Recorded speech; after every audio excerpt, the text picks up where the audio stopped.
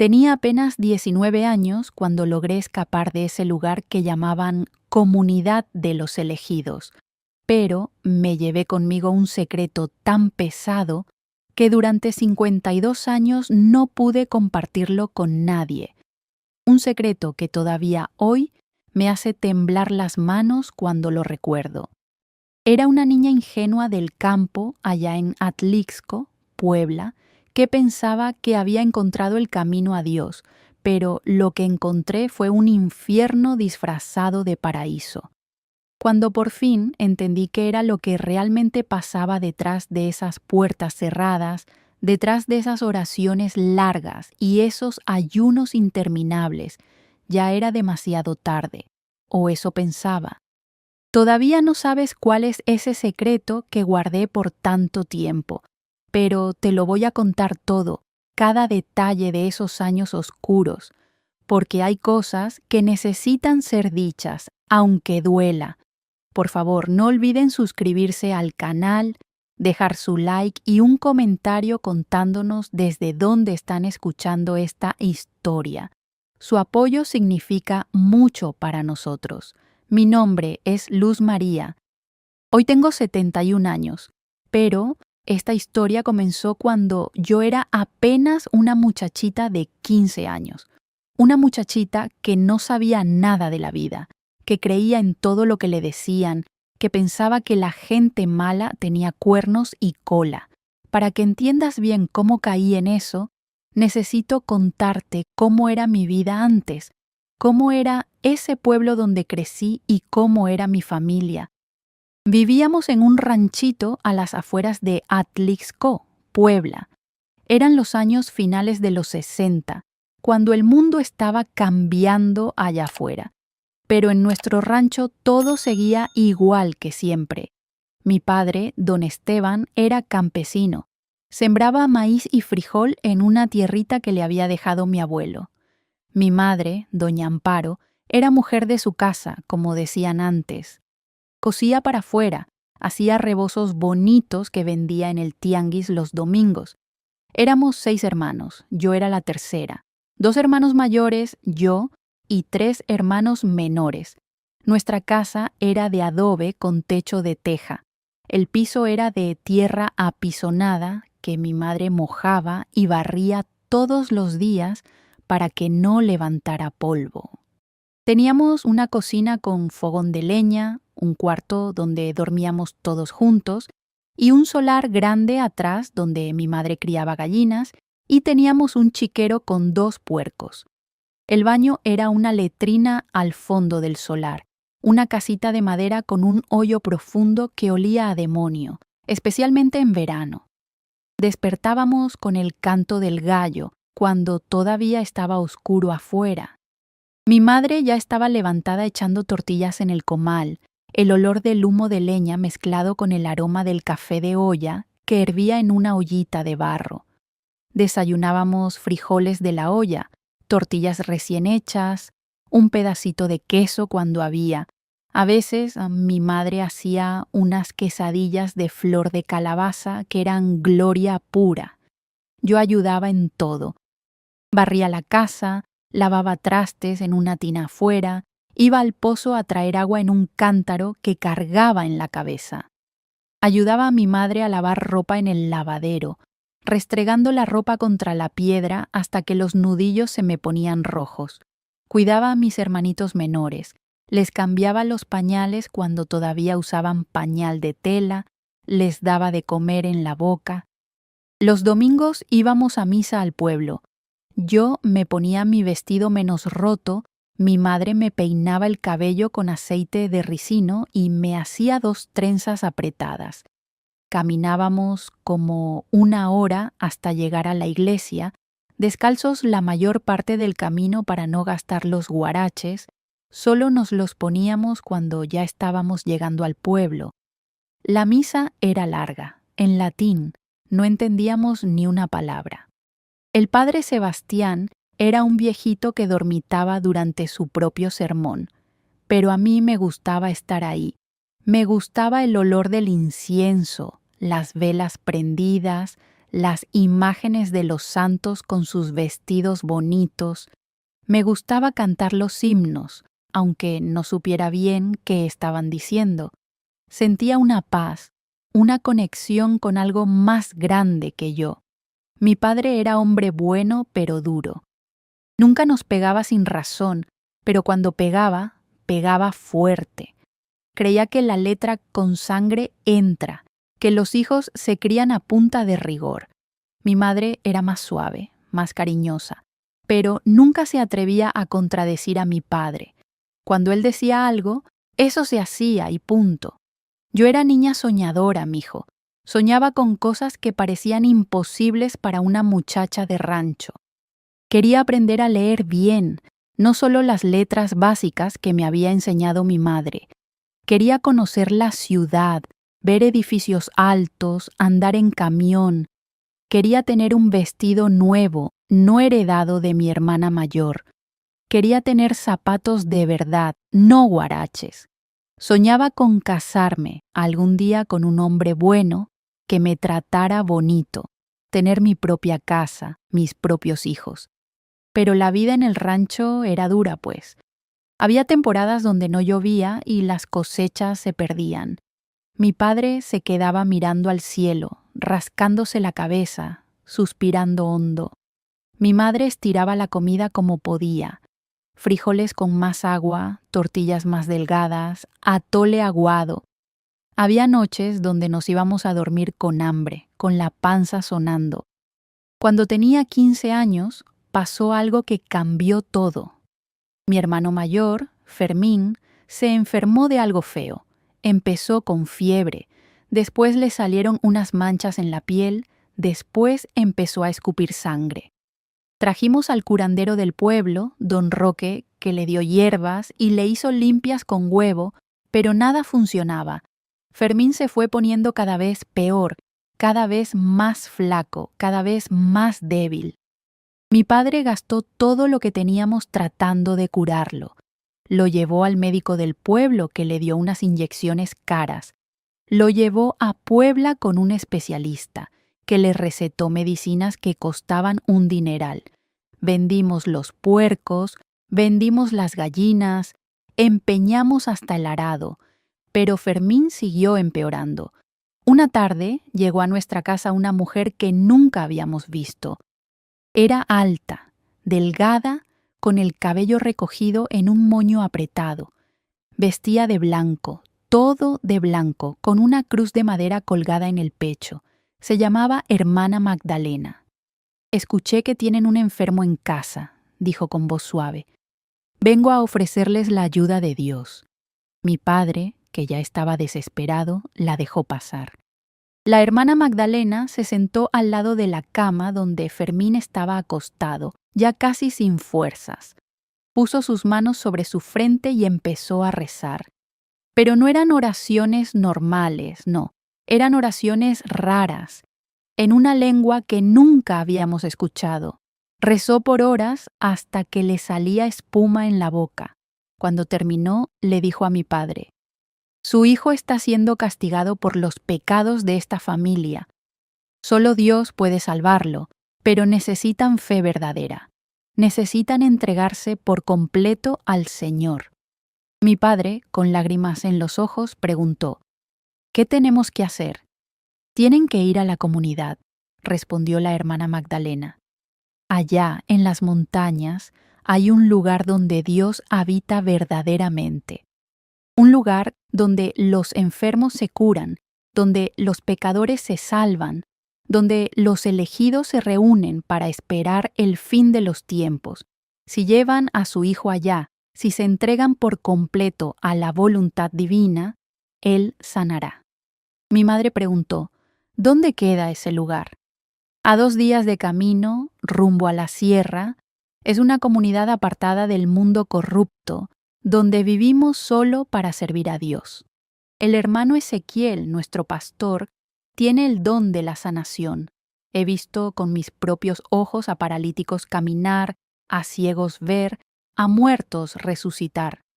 Mi padre no era hombre de creencias raras, era católico de misa los domingos y ya.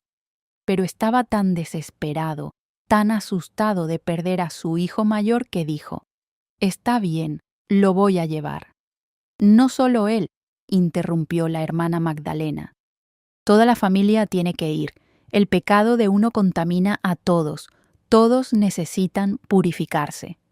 Así fue como, 3 días después, empacamos nuestras pocas pertenencias en unos bultos y emprendimos el camino hacia la sierra.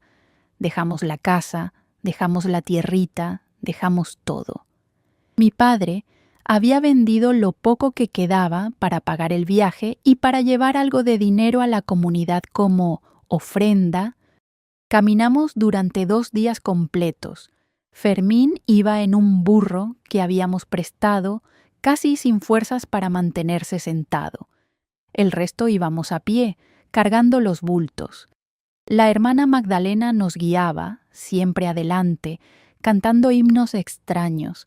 El camino subía y subía por la montaña. Hacía frío, un frío que calaba hasta los huesos. Mis pies descalzos sangraban de tanto caminar sobre piedras filosas. Mis hermanitos lloraban de cansancio, pero la hermana Magdalena decía: «El sufrimiento purifica, ofrezcan su dolor al Señor». Al segundo día, al caer la tarde, llegamos finalmente. La comunidad estaba escondida en un valle entre montañas, rodeada de árboles altos. Había como 20 casas de madera, todas pintadas de blanco, todas iguales.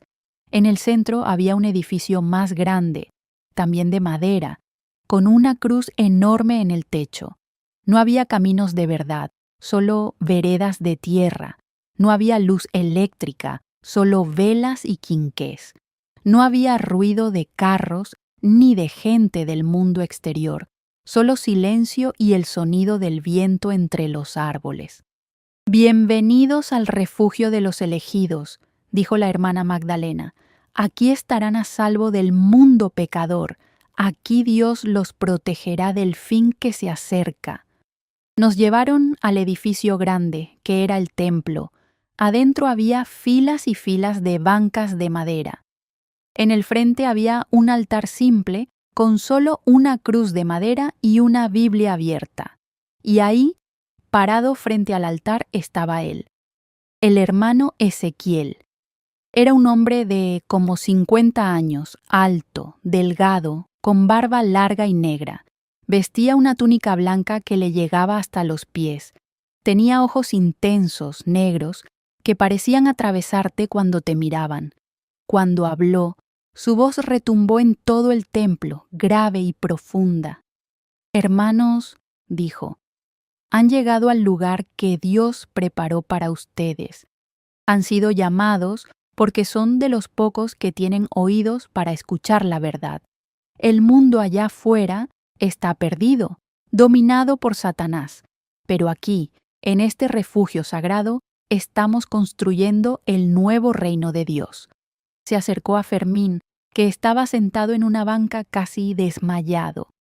Puso sus manos sobre su cabeza y empezó a orar en voz alta. Gritaba, temblaba, sacudía a mi hermano. Después de como 1 hora de esto, declaró: «El demonio que habitaba en este cuerpo ha sido expulsado. 3 días de ayuno y oración y este joven caminará de nuevo». Mi padre, con lágrimas en los ojos, se arrodilló frente al hermano Ezequiel. «Gracias, hermano, gracias por salvar a mi hijo». «No me agradezcan a mí», respondió el hermano Ezequiel. «Agradezcan a Dios, que en su infinita misericordia los ha traído aquí. Pero sepan una cosa, ahora que están aquí, no pueden irse. El mundo exterior los contaminaría de nuevo. Deben quedarse, deben purificarse, deben prepararse para el día del juicio final». Esa primera noche nos dieron un cuarto pequeño para toda la familia. 2 camas de madera con colchones delgados, una cobija raída para cada uno. La comida era simple: atole aguado, tortillas duras, frijoles sin sal. «La gula es pecado», nos dijeron. «Comemos solo lo necesario para sobrevivir». En los siguientes días empezamos a conocer cómo funcionaba la comunidad. Despertábamos a las 4 de la madrugada con el toque de una campana. Teníamos que ir al templo para la oración de la mañana, que duraba 2 horas. El hermano Ezequiel predicaba sobre el fin del mundo, sobre cómo Dios iba a destruir a todos los pecadores, sobre cómo solo los que estaban en la comunidad se iban a salvar. Después de la oración desayunábamos, siempre lo mismo, atole y una tortilla.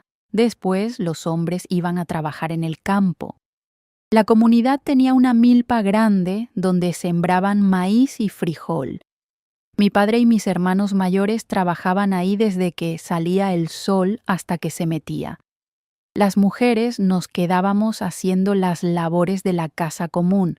Lavábamos ropa en un río que corría cerca. Cocinábamos para toda la comunidad en unas ollas enormes. Limpiábamos el templo. Cosíamos ropa. Todo el día trabajando, sin parar. A mediodía teníamos otra sesión de oración de 2 horas. Después comíamos, siempre lo mismo, frijoles y tortillas. Después más trabajo hasta la noche. A las 6 de la tarde, otra sesión de oración, la más larga, de 3 horas. Después cenábamos, siempre lo mismo, y nos íbamos a dormir.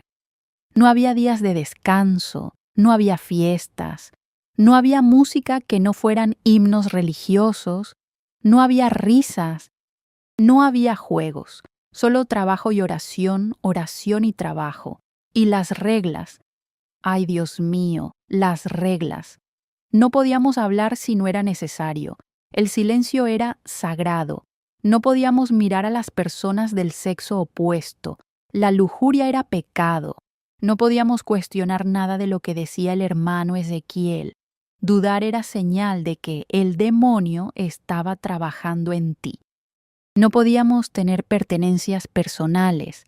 Todo era de la comunidad. No podíamos salir de los límites de la comunidad. El mundo exterior era peligroso. Las mujeres teníamos que usar vestidos largos hasta los tobillos, de colores oscuros. El cabello siempre recogido, cubierto con un velo blanco. Nada de maquillaje, nada de adornos, nada que pudiera provocar pensamientos impuros en los hombres. Fermín milagrosamente empezó a mejorar.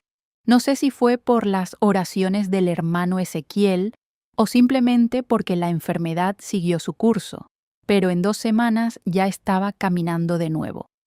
Mi padre lo tomó como señal de que Dios verdaderamente habitaba en ese lugar. Pasaron meses, 6 meses de la misma rutina agotadora, 6 meses donde mi familia se fue transformando. Mi padre, que antes era duro pero justo, se volvió fanático. Repetía todo lo que decía el hermano Ezequiel como si fueran palabras de Dios mismo. Mi madre, que antes era suave, se volvió callada, apagada, como si algo se hubiera muerto dentro de ella. Mis hermanos menores crecieron ahí, pensando que esa vida era normal.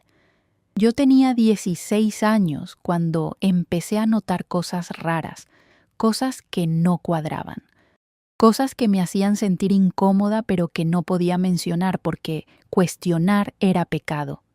El hermano Ezequiel tenía una casa separada, más grande que las demás, donde vivía solo. Decía que necesitaba estar apartado para orar y recibir las revelaciones de Dios. Pero a veces veía a mujeres jóvenes entrando ahí en la noche, mujeres que salían al otro día con los ojos rojos de llorar. Cuando les preguntaba qué les pasaba, me decían, nada. El hermano Ezequiel solo estaba orando por mi purificación. Una vez escuché a una de ellas, la hermana Ruth, llorando en el baño. Me acerqué y le pregunté qué tenía. Me miró con ojos asustados y susurró, no puedo decir nada. Si hablo, Dios me va a castigar. También noté que el dinero que las familias traían como ofrenda nunca se usaba para mejorar las condiciones de la comunidad. Seguíamos comiendo lo mismo, durmiendo en las mismas camas duras, usando la misma ropa raída. Pero el hermano Ezequiel empezó a usar túnicas de mejor calidad, a comer en su casa comidas diferentes. Una vez lo vi comiendo carne, cosa que a nosotros nos decían que era pecado de gula. Había castigos también, castigos terribles.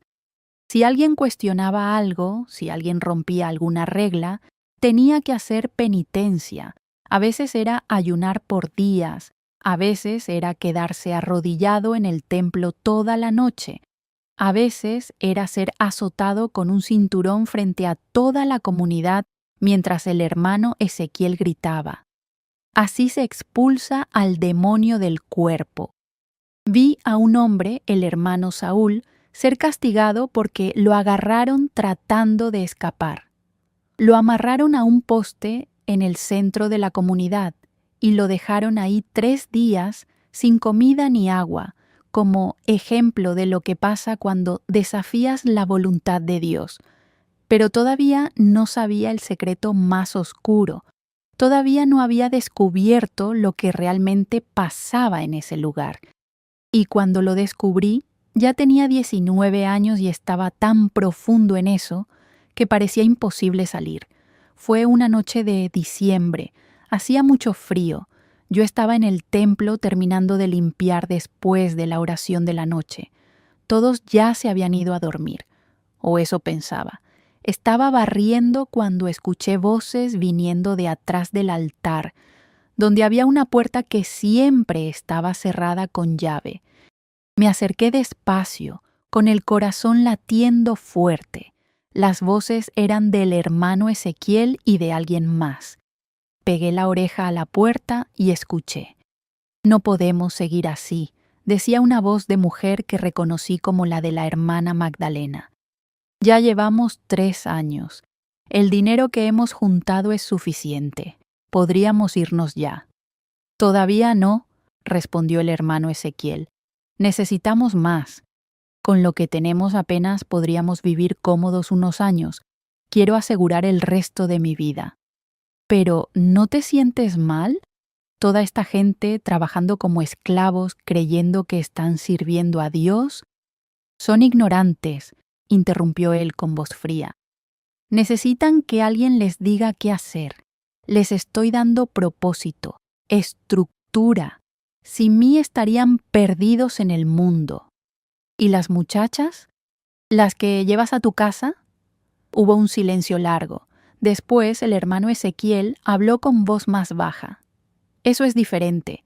Yo también tengo necesidades. Dios entiende. Mi estómago se revolvió. Las piernas me temblaban tanto que casi no podía mantenerme de pie. El hermano Saúl sospechaba, continuó la hermana Magdalena.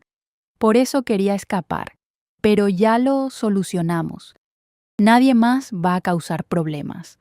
Tenemos que tener más cuidado, dijo el hermano Ezequiel. En 6 meses más, cuando tengamos suficiente dinero guardado, cerramos esto. Les decimos que Dios nos llamó a otro lugar y nos vamos. Ellos nunca van a saber la verdad. Retrocedí de la puerta tapándome la boca para no gritar. Todo era mentira. Todo. No había revelaciones divinas. No había don de sanación. No había refugio de los elegidos.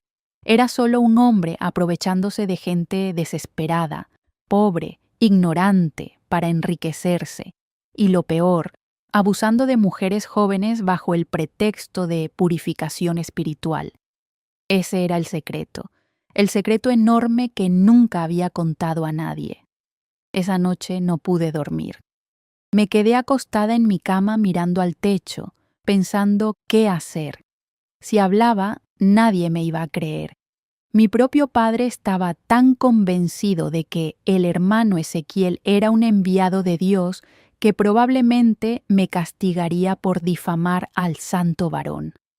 Las mujeres que habían sido abusadas tenían demasiado miedo para hablar, y el hermano Ezequiel tenía control total sobre todos. Pero yo ya no podía seguir ahí. Ya no podía seguir fingiendo, orando, trabajando, sabiendo la verdad. Tenía que escapar, y tenía que hacerlo pronto, antes de que me tocara a mí ser llamada a la casa del hermano Ezequiel para mi purificación. Durante las siguientes semanas empecé a planear. Necesitaba dinero, pero no tenía nada. Necesitaba saber el camino de regreso, pero nunca prestaba atención cuando llegamos. Necesitaba ayuda, pero no confiaba en nadie. Hasta que conocí al hermano Daniel. Era un muchacho de mi edad. Su familia había llegado a la comunidad un año antes que nosotros. Trabajaba en el campo con mi padre. Lo había visto mirándome a veces durante las oraciones, aunque eso estaba prohibido. Un día, mientras lavaba ropa en el río, él apareció. Miró alrededor para asegurarse de que nadie nos viera y se acercó. «Hermana Luz María», susurró, «necesito hablar contigo». Mi corazón se aceleró. Hablar con un hombre a solas era pecado grave. «No podemos», dije. «Si nos ven...» «Lo sé, pero esto es importante». Sus ojos tenían una intensidad que me asustó. «Yo también sé la verdad. Sé que todo esto es mentira». Me quedé helada.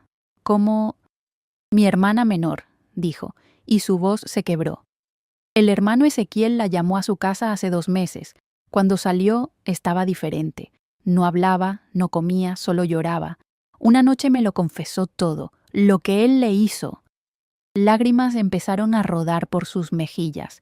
«Quiero matarlo. Juro que quiero matarlo. Pero eso no va a resolver nada. Lo que necesitamos es escapar y denunciarlo».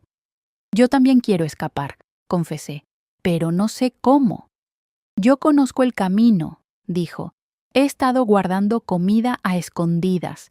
Tengo un poco de dinero que mi padre trajo y que logré esconder antes de que se lo quitaran. Podemos irnos, tú, yo, mi hermana, quien más quiera venir. Mi familia nunca me va a dejar ir», dije. «Están completamente convencidos. Entonces tenemos que irnos sin decirles. Es la única manera». Durante las siguientes 2 semanas, Daniel y yo planeamos todo en secreto. Nos encontrábamos en el río cuando podíamos, siempre cuidando que nadie nos viera. Él me explicó el camino. Teníamos que caminar de noche, siguiendo el río hacia abajo, hasta llegar a un pueblo que estaba a un día de camino. Desde ahí podríamos tomar un camión a Puebla. La noche que elegimos para escapar fue un viernes. Sabíamos que el hermano Ezequiel tenía una sesión especial de oración ese día que duraba hasta la madrugada. Todos estarían distraídos. Le dije a mi madre que me sentía mal, que me iba a acostar temprano. Me miró con sospecha, pero no dijo nada. Fui a mi cuarto y esperé. A las 11 de la noche, cuando todos estaban en el templo, me levanté. Me puse la ropa más gruesa que tenía, agarré una cobija. No podía llevar nada más porque llamaría la atención. Mi corazón latía tan fuerte que pensaba que todos lo iban a escuchar. Salí del cuarto despacio, caminando en puntas de pie. El campamento estaba en silencio. Solo se escuchaban los cantos viniendo del templo. Daniel me estaba esperando en el límite del campamento, donde empezaba el bosque. Su hermana estaba con él, una niña de apenas 14 años con ojos asustados. «¿Lista?», preguntó. Miré hacia atrás una última vez, hacia el campamento donde estaba mi familia, mi madre, mi padre, mis hermanos. Los estaba dejando. Pero si me quedaba, iba a terminar como la hermana de Daniel, como todas las otras mujeres que habían sido abusadas. «Lista», respondí. Empezamos a caminar, al principio despacio, después más rápido, después casi corriendo. El bosque estaba oscuro, solo teníamos la luz de la luna para guiarnos. Hacía un frío terrible, mis pies se congelaban en los guaraches mojados. Caminamos toda la noche sin parar, cada ruido nos asustaba, cada sombra parecía ser alguien siguiéndonos. Pero seguimos caminando. La hermana de Daniel, cuyo nombre era Esperanza, lloraba bajito todo el tiempo. Yo la tomaba de la mano y le decía: «Ya casi llegamos, ya casi estamos a salvo». Cuando amaneció, llegamos finalmente al pueblo. Era un pueblito pequeño, con una calle principal y unas cuantas tiendas. La gente nos miraba raro. 3 muchachos sucios, mojados, temblando de frío. Daniel nos llevó a una fonda. Con el dinero que había guardado nos compró unos tamales y café caliente. Era la primera vez en años que comía algo que no fueran frijoles y tortillas. Lloré de puro gusto. Ahora tenemos que ir a la policía, dijo Daniel. Fuimos a la delegación del pueblo. El policía de guardia nos escuchó con cara de no creernos nada. ¿Una secta en las montañas? ¿Un líder religioso abusando de mujeres? Suena a cuento. Es verdad, insistió Daniel. Hay como 100 personas allá arriba, familias completas, trabajando como esclavos. Mira, muchacho, dijo el policía, yo no puedo hacer nada con solo tu palabra. Necesito evidencia, testigos, algo concreto. Yo soy testigo, dijo Esperanza con voz temblorosa. Fue la primera vez que hablaba desde que salimos. El hermano Ezequiel me violó. Me llamó a su casa y me violó. Y no fui solo yo, fuimos muchas. El policía la miró con más seriedad. ¿Cuántos años tienes? 14. Está bien, voy a reportar esto. Pero va a tomar tiempo. Tienen que quedarse en el pueblo, tienen que dar declaraciones formales, probablemente vas a haber investigación. Nos quedamos en el pueblo 3 días. Dormimos en la fonda, donde la dueña, una señora buena llamada Doña Petra, nos dejó quedarnos sin cobrarnos. Le contamos todo. Ella lloraba escuchando nuestra historia. Pobres criaturas, decía, cómo hay gente mala en este mundo. Al 4.º día llegó una camioneta de la policía de Puebla. Venían 3 policías, uno de ellos un comandante. Nos hicieron dar nuestras declaraciones completas. Esperanza tuvo que contar todo lo que el hermano Ezequiel le había hecho. Fue terrible verla revivir ese trauma. Vamos a ir a ese lugar, dijo el comandante. Pero necesitamos que uno de ustedes nos guíe. Daniel se ofreció. Yo me quedé con Esperanza en el pueblo. Pasaron 2 días sin noticias. 2 días donde pensé que tal vez el hermano Ezequiel había convencido a los policías, que tal vez habíamos cometido un error, que tal vez nos iban a regresar a la comunidad. Pero el 3.er día regresaron. La camioneta de la policía venía llena de gente. Era mi familia, mis padres, mis hermanos y muchas otras familias de la comunidad. El comandante explicó. Encontramos el lugar. Era tal como lo describieron. Arrestamos al líder y a su cómplice. Liberamos a todas las familias. Encontramos en la casa del líder casi 1 millón de pesos guardados, dinero que había robado de las ofrendas. Mi madre me vio y corrió hacia mí. Me abrazó llorando. Hija mía, perdóname. Perdóname por no ver la verdad. Mi padre estaba atrás, con la cabeza baja, sin poder mirarme a los ojos. Te pusimos en peligro, dijo con voz quebrada. Por mi culpa, todo por mi culpa. En los días siguientes, la historia de la comunidad salió en los periódicos. Secta religiosa esclavizaba a familias, decían los titulares. El hermano Ezequiel fue juzgado y condenado a 20 años de prisión por fraude, abuso sexual de menores, privación ilegal de la libertad. La hermana Magdalena también fue condenada como cómplice.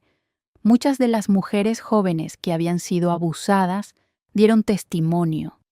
Fue doloroso escuchar todas esas historias, saber que había pasado bajo nuestras narices y no habíamos hecho nada.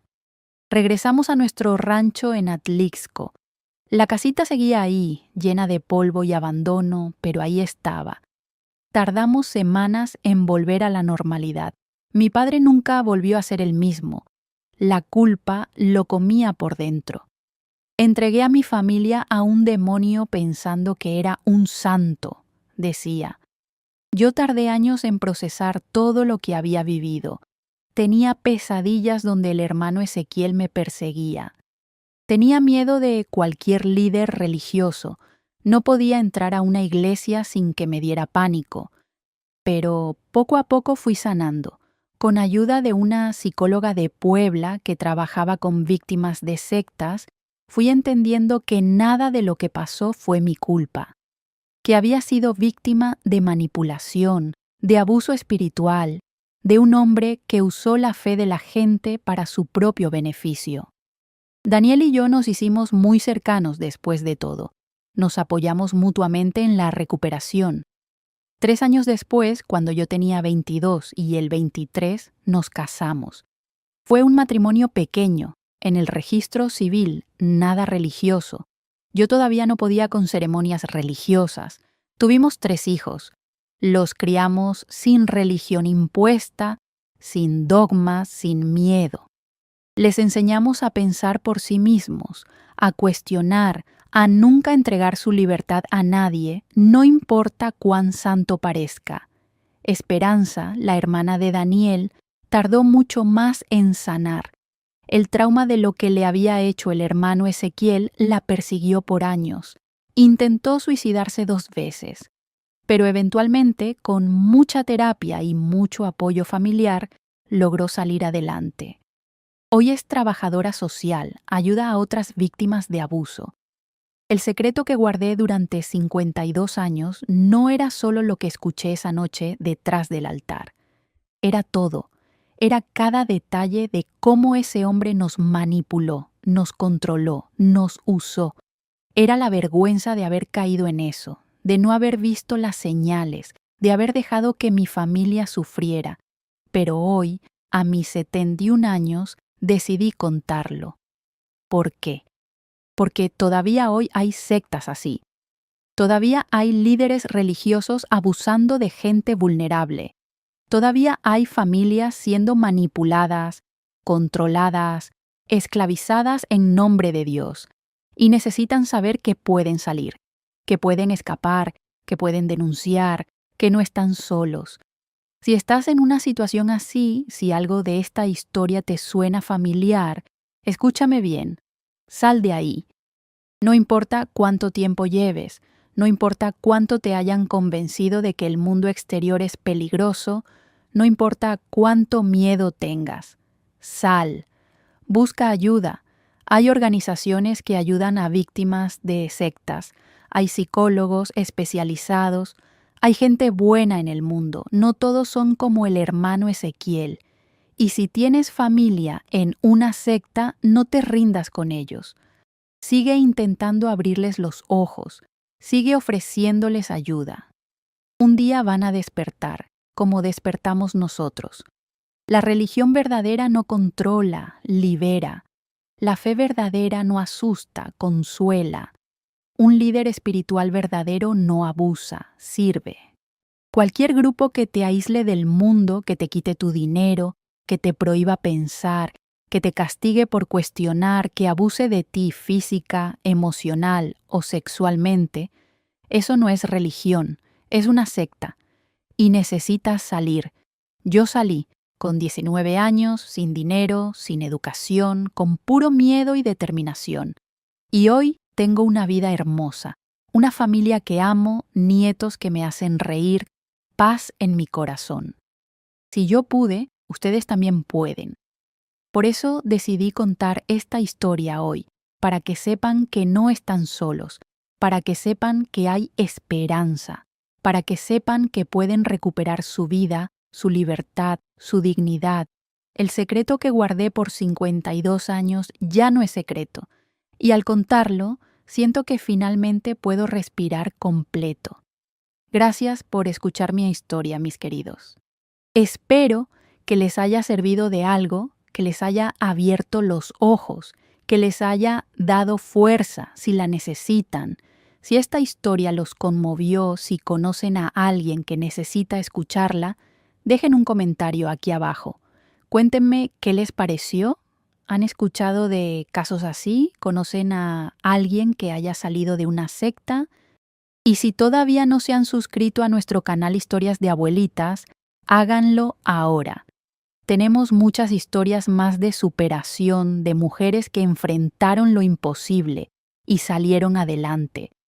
Pero déjenme contarles más, porque hay partes de esta historia que todavía no les he dicho, partes importantes que necesitan saber para entender todo lo que vivimos en ese lugar maldito. Cuando llegamos a la comunidad, los primeros días parecían casi normales. Raros, sí, pero no peligrosos. El hermano Ezequiel era carismático, ¿sabes? Tenía esa manera de hablar que te hacía sentir especial, elegido, importante. Ustedes son diferentes, decía en sus sermones. Ustedes tienen ojos para ver y oídos para escuchar. El resto del mundo está ciego, pero ustedes han sido llamados. Nos hacía sentir superiores a la gente del mundo. Decía que allá afuera todos eran pecadores, corrompidos, perdidos, pero nosotros éramos los elegidos, los puros, los que se iban a salvar cuando llegara el fin. Y todos le creíamos porque queríamos creer.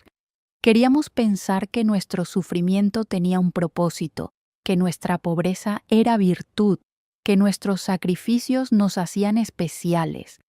Las primeras semanas me la pasé trabajando con las otras mujeres. Había como 30 mujeres en total en la comunidad, de todas las edades. Estaba la hermana Raquel, una mujer mayor de como 60 años que había perdido a toda su familia en un accidente. Estaba la hermana Débora, de unos 30 años, que había llegado ahí huyendo de un marido golpeador. Estaba la hermana Sara, que era sordomuda y se comunicaba por señas, y muchas otras, cada una con su historia de dolor, de pérdida, de desesperación. Todas habían llegado buscando algo. Algunas buscaban sanación, como nosotros, otras buscaban refugio, otras buscaban propósito, y el hermano Ezequiel les había prometido todo eso. Aquí van a encontrar paz, les había dicho. Aquí van a encontrar a Dios. Pero lo que encontramos fue otra cosa. La rutina era agotadora, mijo.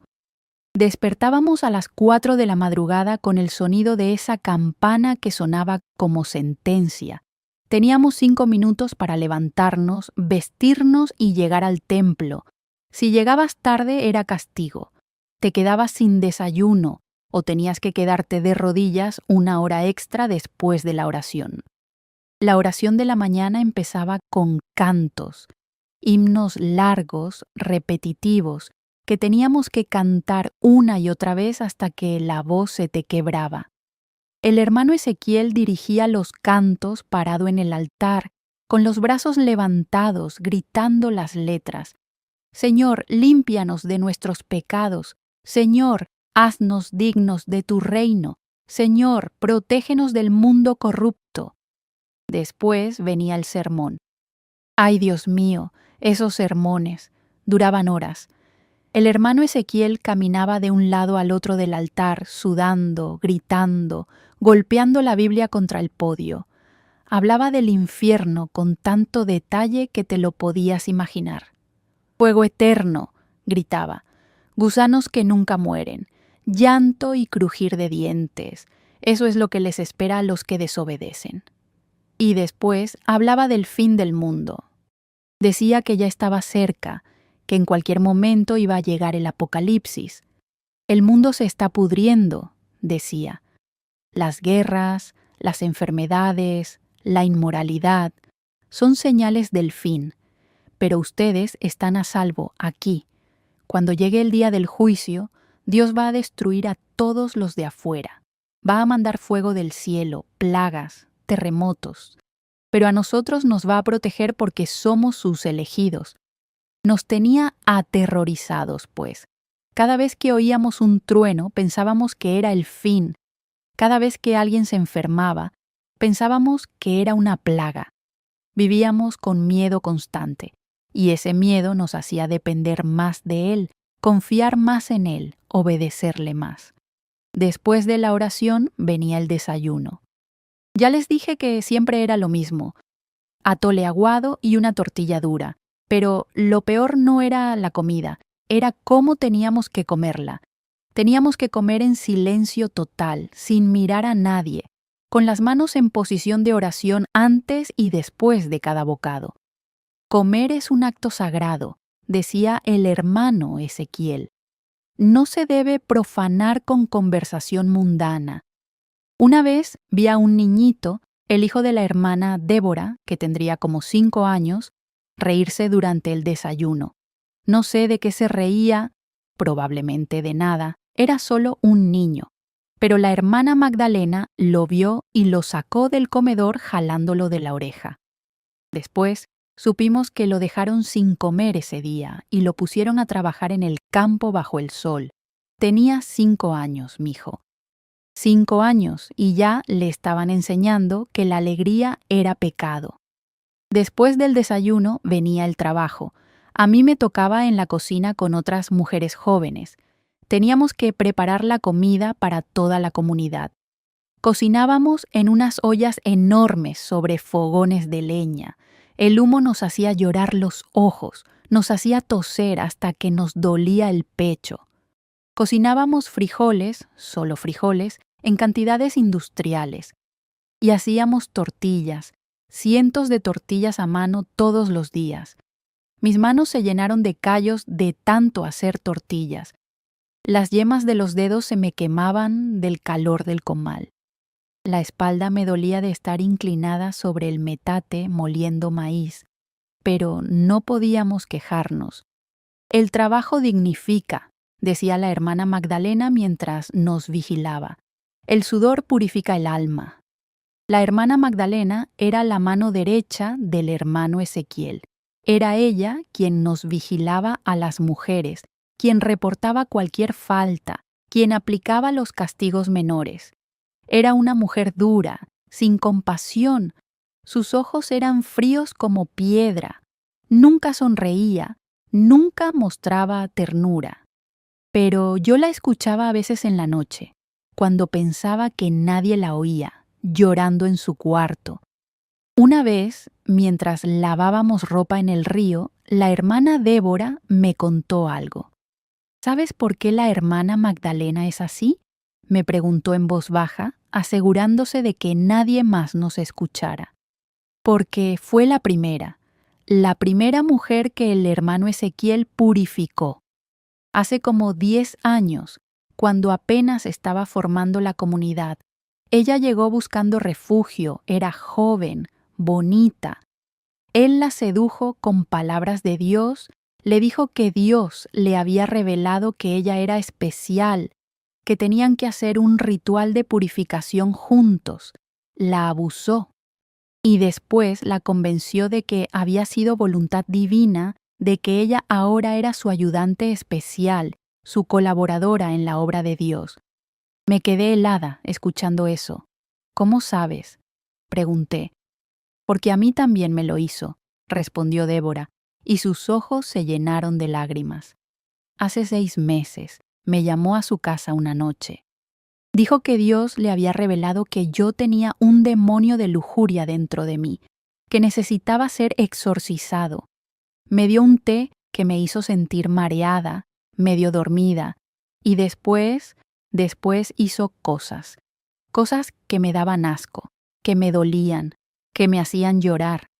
Y todo el tiempo decía que era la voluntad de Dios, que así se expulsaban los demonios. ¿Se lo dijiste a alguien?, pregunté. A mi esposo, susurró, pero él no me creyó. Dijo que yo estaba mintiendo, que era imposible que el hermano Ezequiel hiciera eso, que probablemente yo lo había provocado. Me castigó por difamar al santo varón. Tuve que pedirle perdón al hermano Ezequiel frente a toda la comunidad por mis mentiras. Esa conversación me abrió los ojos a algo más profundo de lo que había imaginado. No era solo que el hermano Ezequiel estuviera robando dinero, estaba abusando sexualmente de mujeres y usando la religión para justificarlo, y todos estábamos tan adoctrinados, tan controlados, que las víctimas no podían hablar sin ser castigadas. Empecé a fijarme más en las mujeres jóvenes de la comunidad. Éramos como 15 entre los 13 y los 25 años, y noté un patrón. Algunas tenían esa mirada apagada, muerta, como si algo se hubiera roto dentro de ellas. Algunas tenían miedo visible cuando el hermano Ezequiel pasaba cerca. Algunas se estremecían cuando él las tocaba en el hombro, aunque fuera de manera aparentemente inocente. Una noche, como 2 meses después de llegar, la hermana Magdalena vino a nuestro cuarto. «Luz María», dijo, «el hermano Ezequiel quiere verte en su casa. Ahora». Mi corazón se detuvo. Miré a mi madre, buscando protección, pero ella solo dijo, «Ve, hija, si el hermano Ezequiel te llama, es porque Dios tiene un propósito». Caminé hacia la casa del hermano Ezequiel con las piernas temblando. Era una casa de madera pintada de blanco, con un corredor al frente y ventanas con cortinas. Toqué la puerta y él abrió. «Pasa, hermana», dijo con voz suave. Entré. La casa por dentro era completamente diferente al resto de la comunidad. Tenía muebles buenos, una mesa con mantel, velas prendidas, hasta olía diferente. Olía a incienso y a algo más que no podía identificar. «Siéntate», me dijo, señalando una silla. Me senté con las manos temblorosas en el regazo. Se sentó frente a mí y me miró largo rato sin decir nada. Sus ojos negros me atravesaban, me hacían sentir desnuda aunque estaba completamente vestida. «¿Sabes por qué te llamé?», preguntó finalmente. «No, hermano Ezequiel», respondí con voz apenas audible, «porque Dios me reveló algo sobre ti. Me reveló que tienes un espíritu especial, puro, que necesita ser cultivado. Me reveló que tú vas a ser importante en la obra que estamos haciendo aquí». Mi corazón latía tan fuerte que pensé que iba a explotar. «Pero para eso», continuó, «necesitas pasar por un proceso de purificación especial, un ritual que solo yo puedo realizar contigo porque Dios me dio ese don». Se levantó y caminó hacia una mesa donde había una tetera, sirvió un té en una taza y me la dio. «Toma esto», dijo. «Es un té de hierbas sagradas que va a preparar tu espíritu para el ritual». Tomé la taza con manos temblorosas. El té olía raro, dulzón pero con un toque amargo. Algo dentro de mí gritaba que no lo tomara, que saliera corriendo de ahí. Pero otra parte de mí, la parte que había sido adoctrinada por meses, la parte que creía que el hermano Ezequiel era un enviado de Dios, decía que tenía que obedecer. Miré la taza, miré al hermano Ezequiel, y en ese momento Dios verdadero, no el Dios falso que él predicaba, me dio una fuerza que no sabía que tenía. «No», dije. El hermano Ezequiel frunció el ceño. «¿Cómo que no?» «No voy a tomar esto», dije, y mi voz salió más firme de lo que esperaba. «No quiero ningún ritual de purificación». Su expresión cambió. De repente ya no parecía el líder espiritual carismático, parecía un hombre enojado, peligroso. «Estás desobedeciendo una orden divina», dijo con voz fría. «¿Sabes lo que eso significa?» «Significa que prefiero sufrir el castigo que tomar ese té», respondí. Se acercó a mí. Su presencia era amenazante. «Niña tonta», dijo. «Rechazar este regalo de Dios es invitar al demonio a tu corazón. Vas a arrepentirte».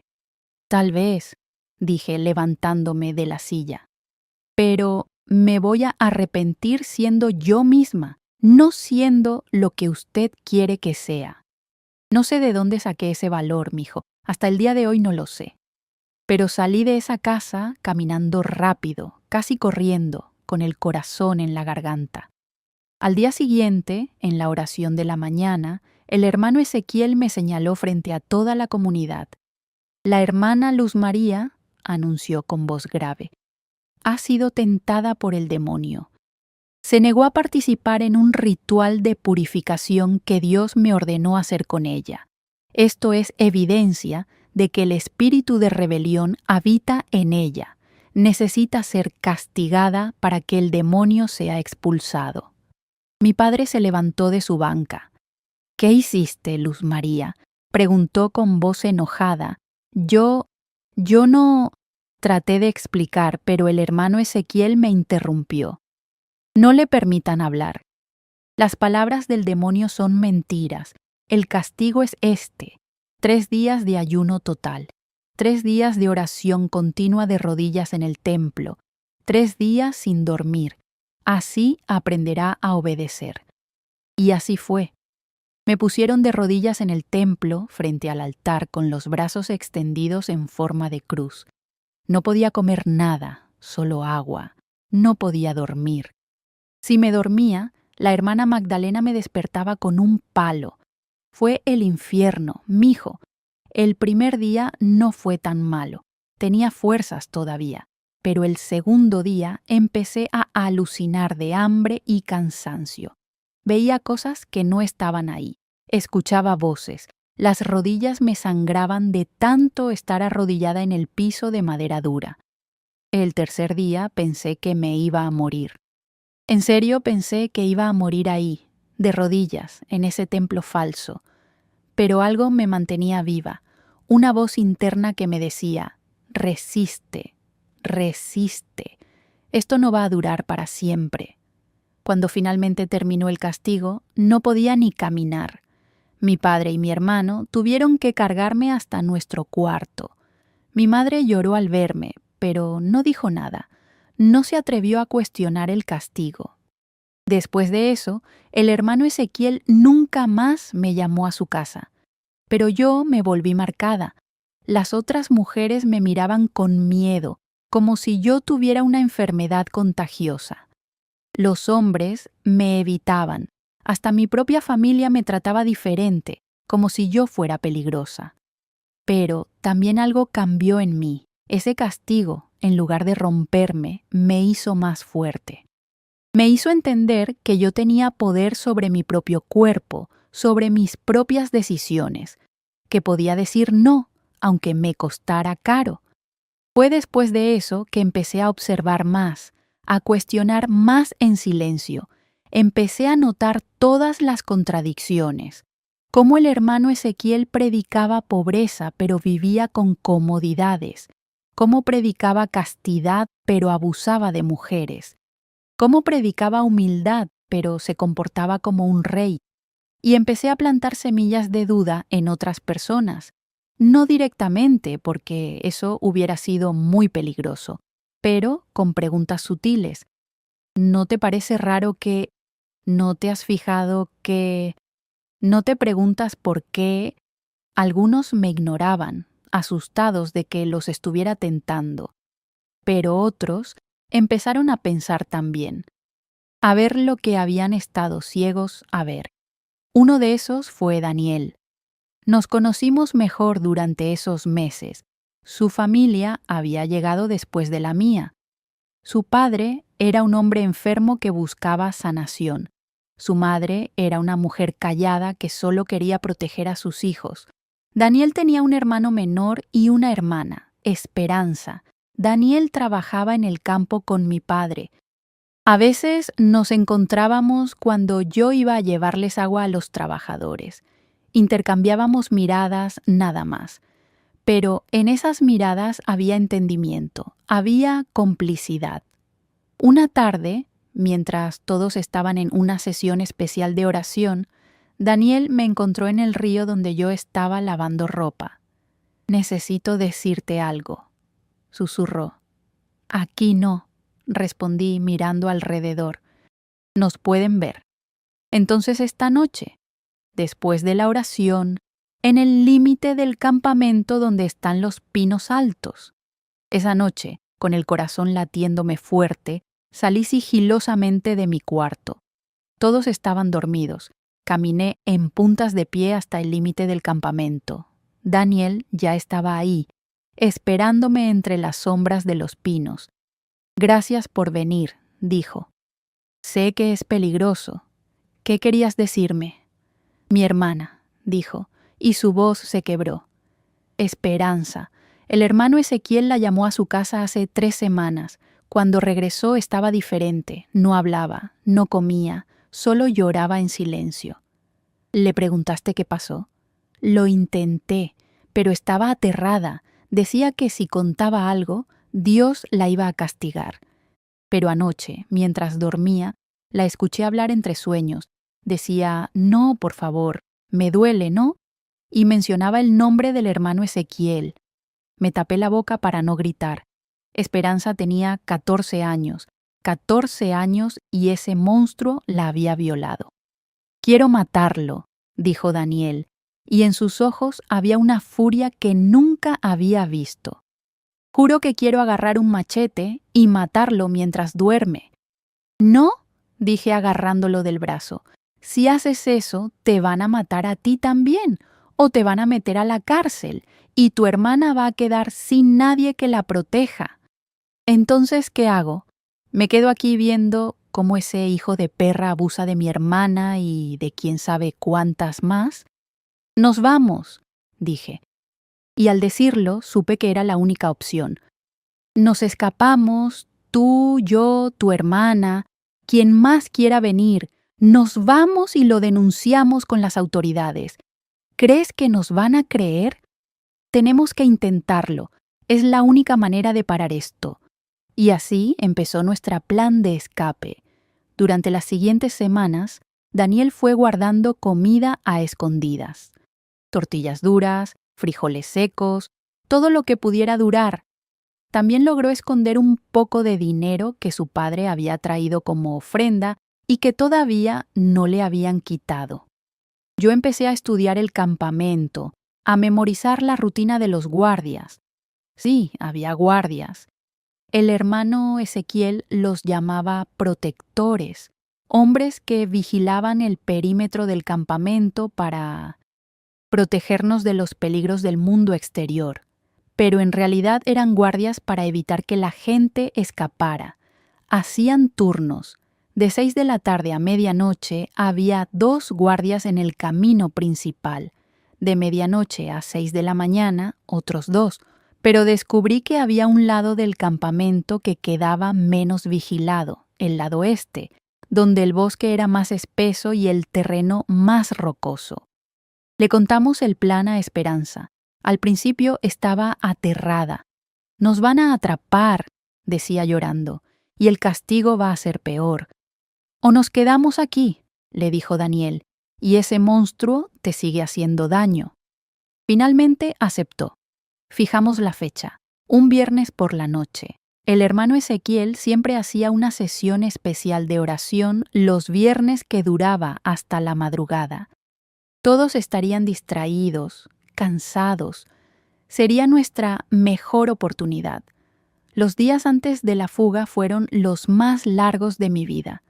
Cada momento pensaba que nos iban a descubrir, que alguien había notado la comida que faltaba, que alguien había escuchado nuestras conversaciones. Pero llegó el viernes y nadie sospechaba nada. Esa tarde actué normal. Trabajé en la cocina, asistí a las oraciones, cené con mi familia, miré a mis padres, a mis hermanos, los estaba por dejar, tal vez nunca los volvería a ver. Quise decirles algo, advertirles, llevarlos conmigo, pero sabía que no iba a funcionar. Estaban demasiado adoctrinados. Mi padre me hubiera entregado al hermano Ezequiel para ser castigada. A las 10 de la noche, cuando todos fueron al templo para la oración especial, me escabullí a mi cuarto. Me puse 2 pantalones uno sobre el otro, 2 camisas, todo lo que tenía para protegerme del frío de la montaña. Metí en un bulto una cobija, mi rebozo, una taza de metal. Eso era todo lo que tenía en el mundo. Esperé hasta las 11. Después salí del cuarto despacio. Mi corazón latía tan fuerte que estaba segura de que todos lo podían escuchar.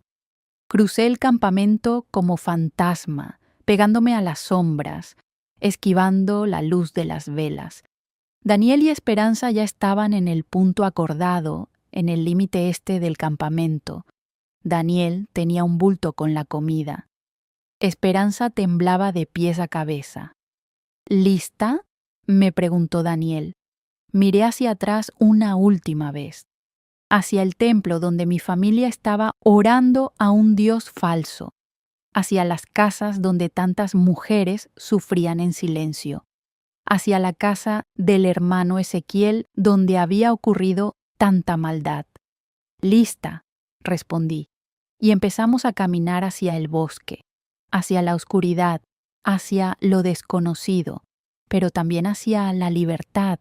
Los primeros minutos caminamos despacio, con miedo de hacer ruido. Pero conforme nos alejábamos del campamento, empezamos a caminar más rápido. Después casi corrimos. Las ramas nos golpeaban la cara, las piedras nos hacían tropezar, pero no nos importaba. Solo queríamos alejarnos lo más posible antes de que notaran nuestra ausencia. Caminamos durante horas en la oscuridad. Daniel iba adelante, guiándonos. Había memorizado el camino cuando llegó con su familia. Yo iba en medio y Esperanza atrás. Cada ruido nos asustaba.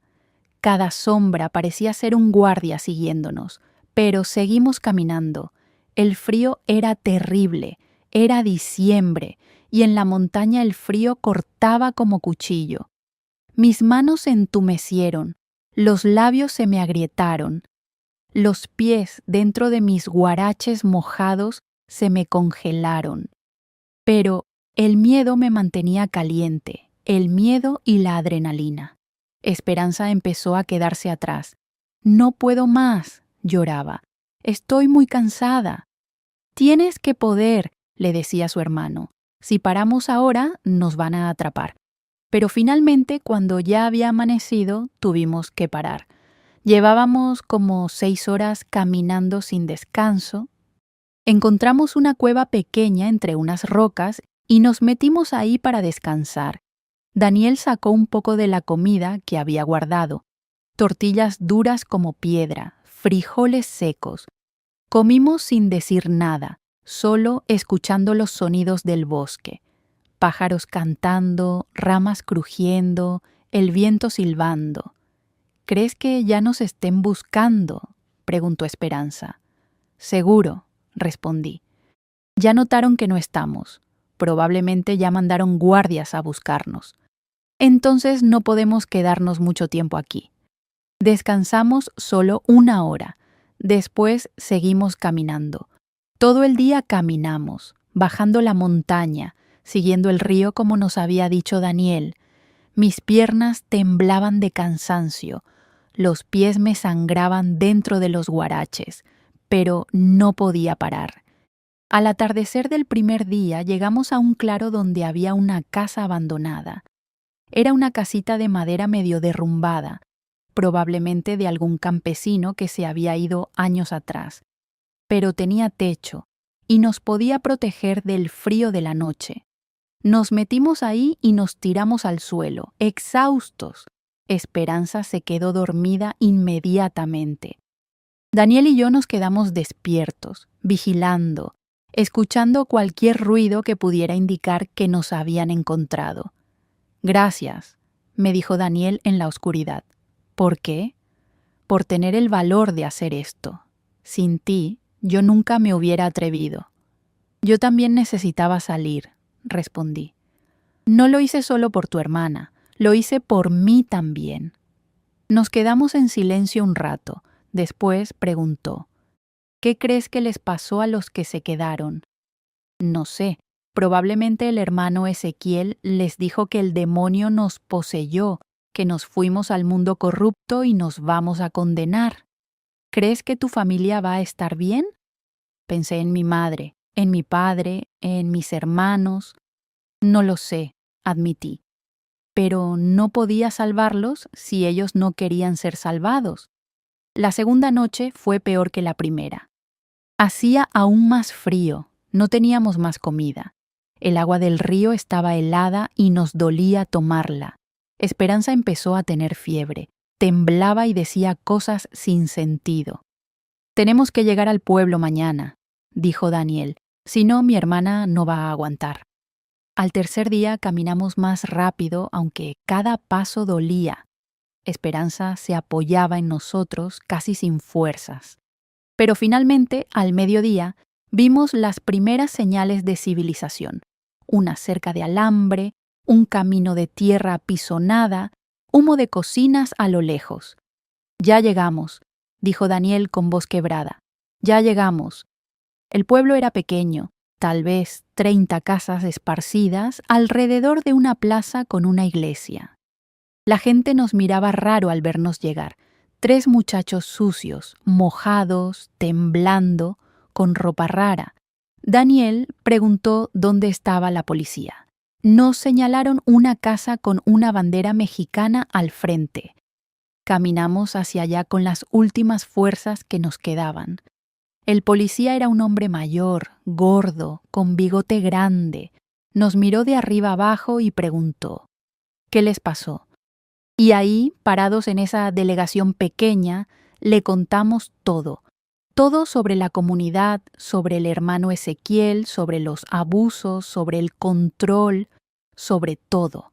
El policía nos escuchaba con cara de no creernos. «Eso es una acusación muy grave», dijo. «¿Tienen pruebas?». «Yo soy la prueba», dijo Esperanza con voz temblorosa. Fue la primera vez que hablaba desde que salimos. «El hermano Ezequiel me violó, y no fui solo yo, fuimos muchas».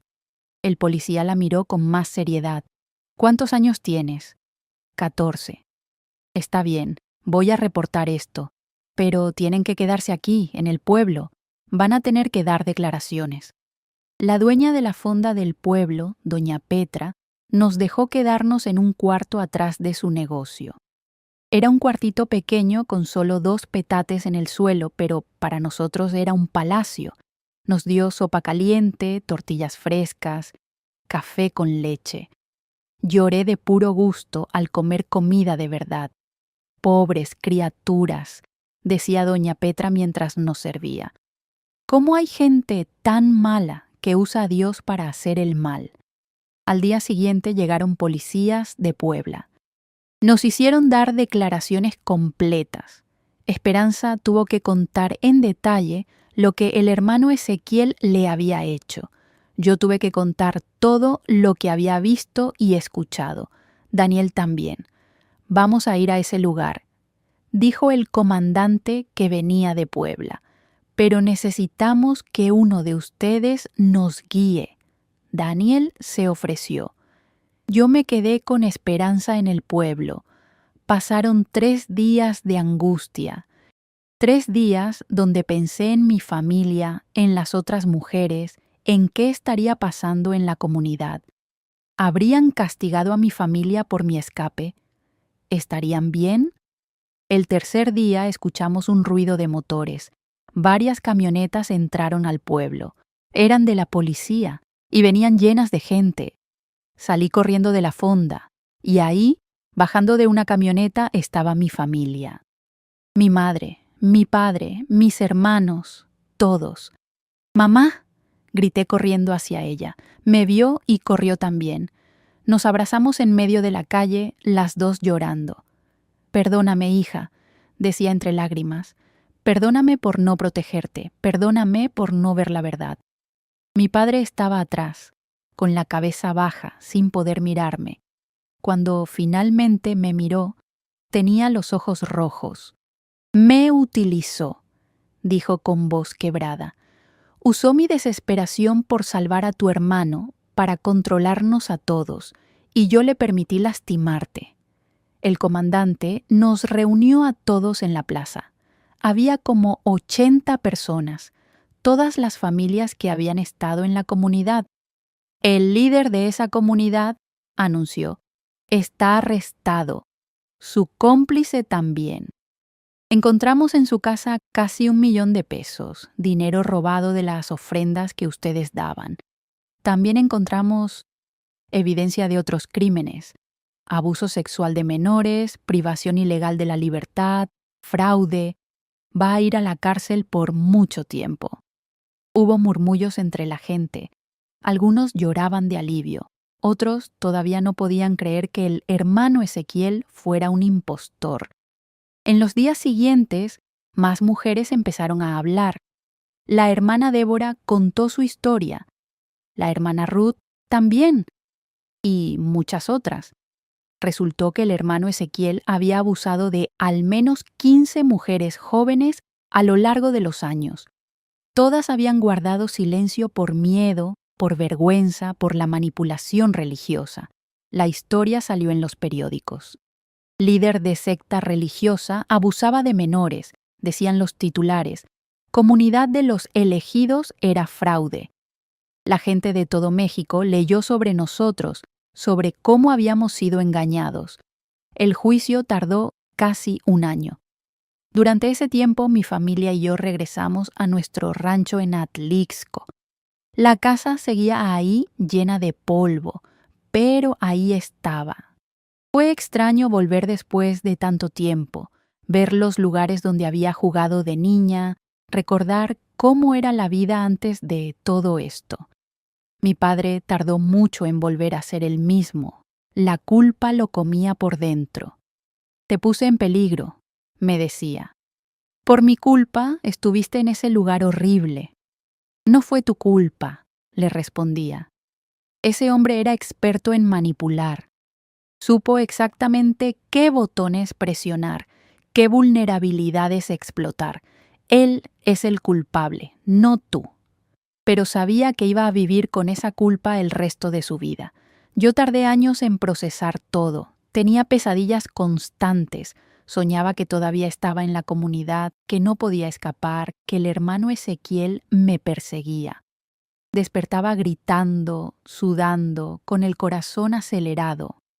Una trabajadora social de Puebla me visitó y me habló de una psicóloga que trabajaba con víctimas de sectas. Me recomendó que fuera a terapia. Al principio no quería. No estoy loca, decía. No necesito un psicólogo. No es porque estés loca, me explicó. Es porque viviste algo traumático y necesitas ayuda para procesarlo. Finalmente acepté. Empecé a ir a terapia una vez por semana. Y ahí, en ese consultorio pequeño en Puebla, empecé finalmente a sanar. La psicóloga me explicó cómo funcionan las sectas, cómo usan técnicas de control mental, cómo manipulan a la gente vulnerable. Me ayudó a entender que nada de lo que pasó fue mi culpa, que yo era víctima, no cómplice. Pero me quedé ahí, le decía. 3 años me quedé. ¿Por qué no me fui antes? Porque estaba siendo manipulada psicológicamente, me explicaba. El control mental no es como las cadenas físicas que puedes ver y romper. Es invisible, está en tu mente. Te hacen dudar de tu propia percepción, de tu propio juicio. Te aíslan del mundo exterior, te hacen creer que solo ellos tienen la verdad. No fue debilidad quedarte. Fue fuerza escapar. Esas palabras me ayudaron mucho. Empecé a perdonarme a mí misma. El hermano Ezequiel fue condenado a 20 años de prisión. La hermana Magdalena a 10 años como cómplice. Cuando escuché el veredicto, lloré. No de alegría, exactamente. Lloré por todo. Por el tiempo perdido, por la inocencia robada, por las mujeres que habían sido abusadas, por las familias que habían sido destruidas. Pero también lloré de alivio, porque finalmente había justicia. Finalmente ese monstruo no podría lastimar a nadie más. Daniel y yo nos hicimos muy cercanos durante la recuperación. Nos entendíamos de una manera que nadie más podía. Compartíamos el mismo trauma, la misma rabia, la misma determinación de no dejar que lo que nos pasó nos definiera.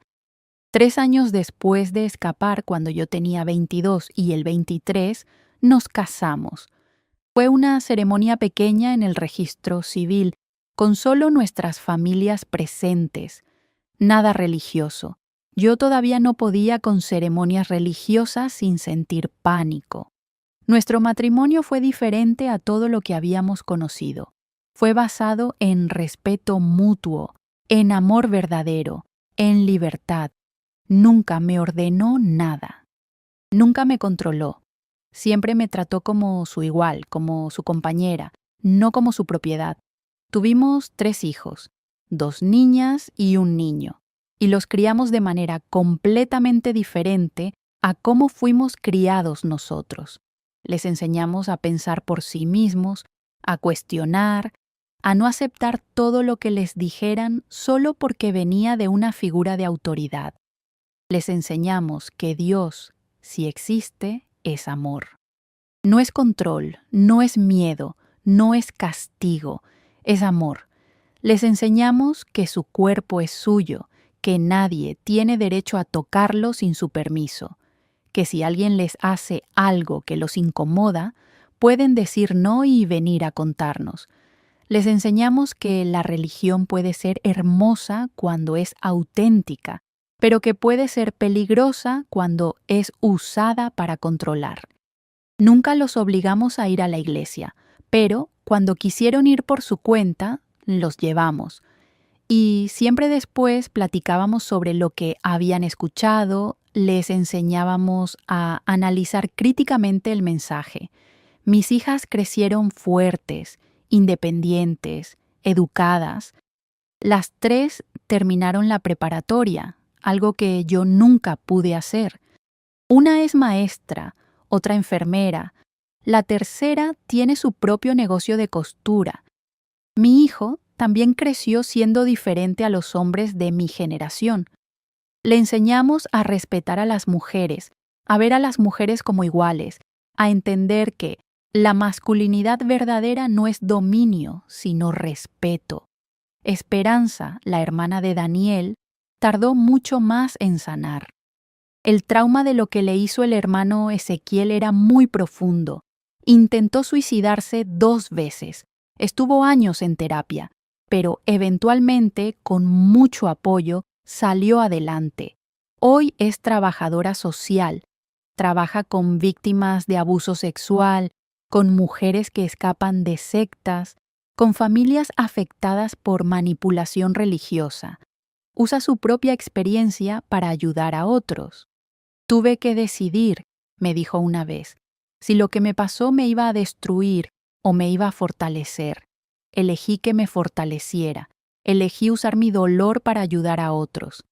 Durante años guardé el secreto de todo lo que viví en esa comunidad. No porque tuviera vergüenza, sino porque dolía demasiado hablar de ello. Cada vez que alguien preguntaba sobre esos años, cambiaba el tema. Mis propios hijos no supieron la historia completa hasta que fueron mayores. Cuando tenían como 15, 16 años, finalmente les conté todo. Necesitaban saber, necesitaban entender por qué los criamos como los criamos, por qué éramos tan cuidadosos con las figuras de autoridad, por qué les insistíamos tanto en que pensaran por sí mismos. Lloraron escuchando la historia. Mi hija mayor me abrazó y dijo, «Mamá, eres la persona más valiente que conozco». «No soy valiente», le dije, «solo sobreviví». «Eso es ser valiente», respondió. Hoy, 52 años después de escapar de esa comunidad, finalmente puedo hablar de esto sin que me tiemblen las manos. Finalmente puedo contar el secreto que guardé durante tanto tiempo. ¿Por qué decido contarlo ahora?